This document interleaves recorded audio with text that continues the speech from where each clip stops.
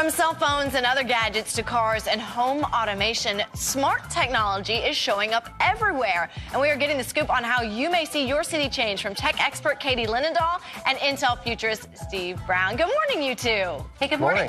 All right, so Katie, we're going to start with you. What is the smart tech that will help enhance our lives? Well, you're exactly right. You know, we're hearing this word smart a lot these days, from smartphones to smart TVs to smart cities. And that's exciting to me because we're living in now what's almost like a Jetsons era. And Intel actually took a survey, and 40% of individuals said, you know what, I think we're going to be living in a smart city pretty soon, and we're optimistic and hopeful and want to see smart cities. So what does that mean to you? What could you possibly see? Well, everything from better safety monitoring with drones to self-driving cars.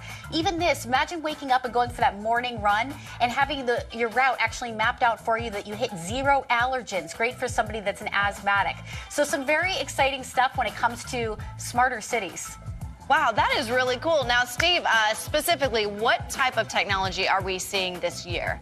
This year, you're going to start seeing lots of wearable devices, but I think what we're really looking at for the smart cars and smart cities, that's going to come about 5 years from now. You're going to start to see cities that are instrumented so that you can have traffic lights talking to your car, and you're going to start seeing self-driving cars that are able to drive themselves, probably by the end of the decade.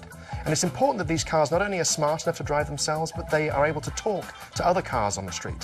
So it's sort of gossiping with each other, so they can share information about traffic conditions, about accidents that might be on the road ahead, and so they can reroute themselves. And if there's an accident, that they can go around it and you don't get caught up in a crash. There's about 30,000 Americans die on the roads each year because of traffic accidents. So if we can have self-driving cars that are a little safer, because cars with technology tend to drive a little more safely than human beings, that could save 30,000 lives a year alone. Wow, it's incredible. It really is futuristic. So we talk about like some of these things we're going to see in about 5 years. So the things that we're seeing now, did they start like 5 years before? I mean, does it work like in a 5-year cycle? Some of these technologies take many, many decades to mature.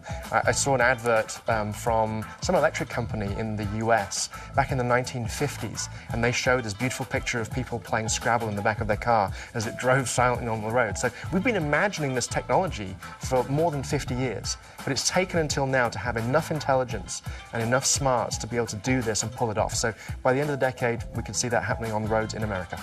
All right, well, Katie and Steve, thank you so much for joining us this morning. Super, super cool stuff. Let our imaginations wander.